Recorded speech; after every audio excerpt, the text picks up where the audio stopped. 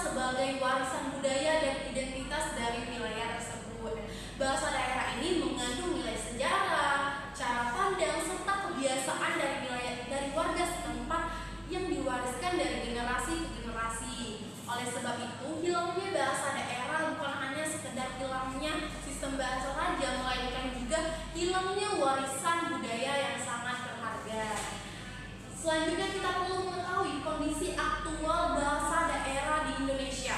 Nah, pada tahun 2019, Kementerian Pendidikan, Budaya, Riset, dan Teknologi melaporkan bahwasannya ada 11 bahasa daerah di Indonesia yang mengalami kepunahan. Sementara itu, pada tahun 2024, Badan Pengembangan dan Pembinaan Bahasa menjelaskan dari total 718 bahasa daerah yang ada di Indonesia, hanya 18 yang masuk kategori aman. Sementara itu, 21 dinilai rentan, 3 mengalami kemunduran, 29 berada dan terancam punah, 8 tergolong kritis, dan 5 sudah dinyatakan punah.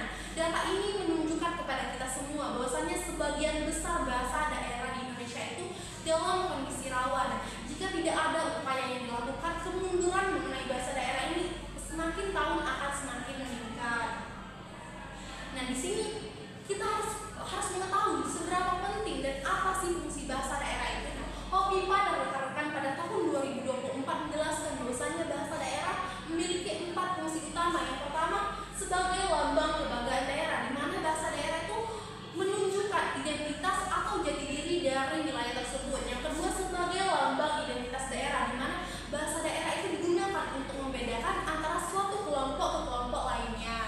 Yang ketiga adalah sebagai alat penghubungan di dalam keluarga dan masyarakat daerah, di mana bahasa daerah ini digunakan untuk berinteraksi sehari-hari.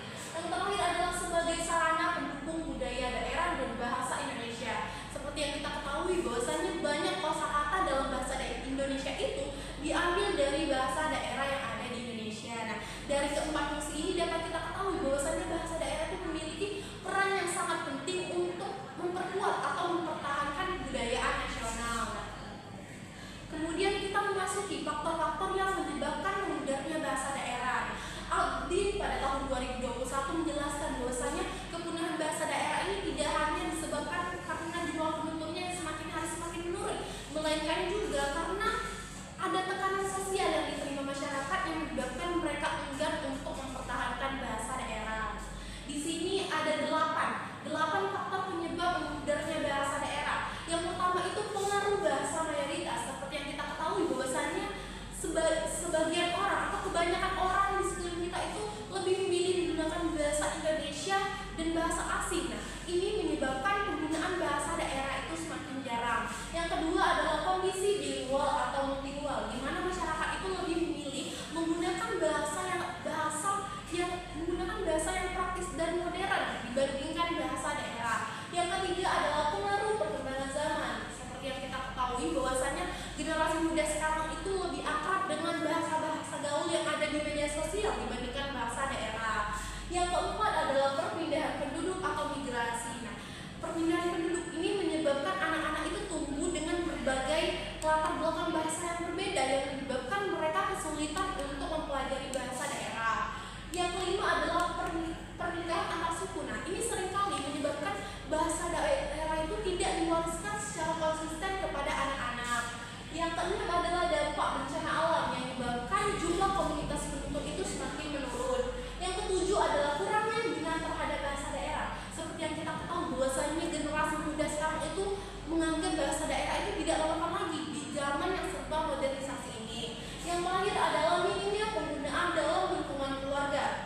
Nah, minimnya penggunaan dalam lingkungan keluarga ini menjadi faktor yang sangat berpengaruh. Nah, jika bahasa daerah tidak digunakan dalam ruang keluarga atau kehidupan sehari-hari, maka generasi selanjutnya tidak akan mengenal bahasa daerah itu lagi. Nah, meskipun demikian, terdapat berbagai upaya yang dapat kita lakukan untuk mempertahankan bahasa daerah. Nah, pakar bahasa yaitu Dr. Andi Samsuri menjelaskan bahwasannya ada tujuh upaya penting yang dapat kita lakukan untuk mempertahankan bahasa daerah. Yang pertama adalah membiasakan penggunaan bahasa daerah dalam interaksi sehari-hari, terutama di lingkungan keluarga. Karena kalau kita menggunakan bahasa daerah sehari-hari di